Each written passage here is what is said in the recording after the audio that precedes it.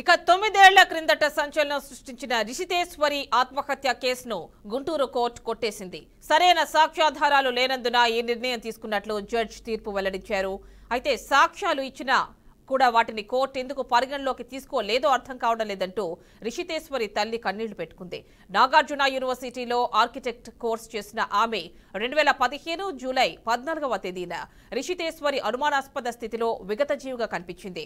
తన ఆత్మహత్యకు ర్యాగింగే కారణమంటూ ఆమె సూసైడ్ నోట్ రాసింది. ఈ కేసు అప్పట్లో సంచలనం రేపింది. అయితే ర్యాగింగ్ వేధింపులతో ఆమె బలవన్మరణానికి పాల్పడినట్లు సాక్ష్యాధారాలు లేవంటూ గుంటూరు జిల్లా 5వ కోర్టు కేసు కొట్టేసింది. పూర్తి డీటెయిల్స్ నెల్లూరు నుంచి మా కరెస్పాండెంట్ సాగర్ అందిస్తారు. విద్యాసాగర్ చెప్పండి.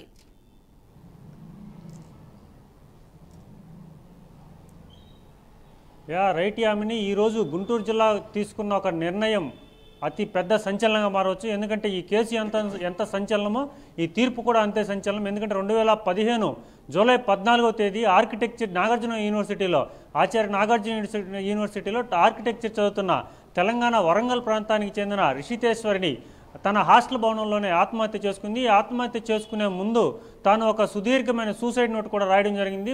ఆమె డైరీలో 106 పేజీల ఆమె డైరీలో అనేక విషయాలు ప్రస్తావించింది. తన ఆత్మహత్యకి ప్రధాన కారణంగా కొన్ని పేర్లను కూడా సూచించింది. ఏదైనా ఒక కేసులో ఎవరైనా చనిపోయే ముందు ఒక మరణ వాంగ్మూలంగా చూసుకోవచ్చు ఒక డైరీని.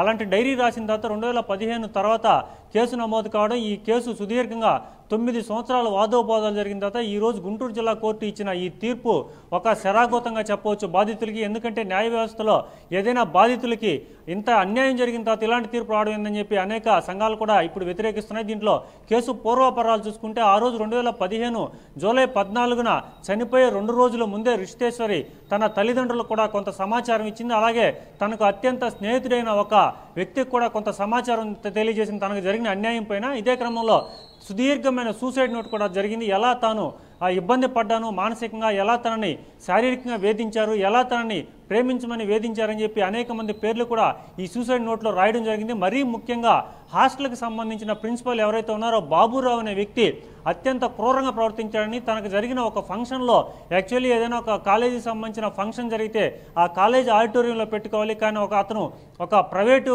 స్థలంలో పెట్టుకోవడం, ఆ ఫంక్షన్ రోజే కొందరు స్టూడెంట్ సీనియర్స్ తనని బలవంతంగా లాక్కెళ్ళడం, అలాగే అనేక రకాలుగా తనని వేధించడం, హింసించడం, అలాగే తనకు సంబంధించి హాస్టల్లో ఏ విధంగా తనని హింసించారు, క్యాట్ వాక్ చేయించారు, అలాగే పర్సనల్ వీడియోలు చేయించారు. ఈ వీడియోలు నెట్లో కూడా పోస్ట్ చేశారు. తర్వాత తాను కంప్లైంట్ చేసే క్రమంలోని నెట్లో తర్వాత తీసేశారని చెప్పి రిషితేశ్వరి చాలా క్లియర్గా చెప్పడం జరిగింది. ఇదే క్రమంలో కూడా పోలీస్ స్టేషన్లో తాను ఫిర్యాదు కూడా చేసింది. కానీ ఈ ఫిర్యాదులు చేసిన క్రమంలో ఈ మరణానికి అంతటికి కూడా ప్రధానమైన ఒక విషయం అయితే వెలుగులోకి వచ్చింది. ఎందుకంటే ఏదైతే ప్రిన్సిపాల్ ఉన్నారో అలాగే తను వేధించిన విద్యార్థులు అందరూ కూడా ఒకే సామాజిక వర్గానికి చెందిన వారిని. బలమైన ఈ సామాజిక వర్గం ఈ హత్య కేసు కానీ రిషితేశ్వరి బాధలను కానీ తొక్కిపెట్టిందని చెప్పి అప్పట్లో పెద్ద ఎత్తున నిరసనలు అయితే చెలరాగాయి. దీంట్లో సంబంధం లేని అప్పుడు డేవిడ్ బాబు అనే ఒక వైస్ ప్రొఫెసర్ను కూడా సస్పెండ్ చేశారు. అలాగే ప్రిన్సిపల్ని కేవలం సస్పెండ్ చేశారు.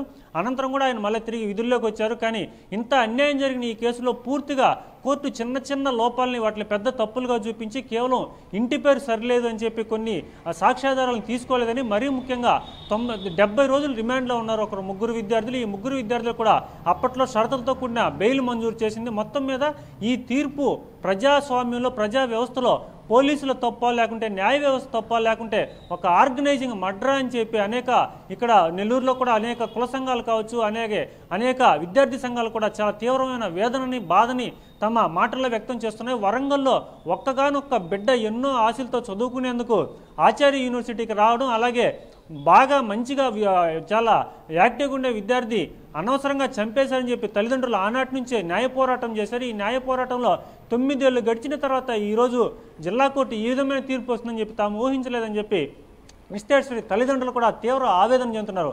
మొత్తం ఈ సంచలనం కలిగించిన ఈ కేసులో వాళ్ళు తర్వాత కోర్టు మెట్లు ఎక్కుతారా, లేదంటే ఉన్నత న్యాయస్థానానికి వెళ్తారా, లేకుంటే ఇక్కడికే ఈ కేసు గురించి ముగించుకుంటారని మాత్రం కొంత సందేహం ఉంది. వీళ్ళు ఉన్నత న్యాయస్థానానికి వెళ్ళే అవకాశం ఉంది. ఆమెని రైట్ విద్యాసాగర్, థ్యాంక్ యూ.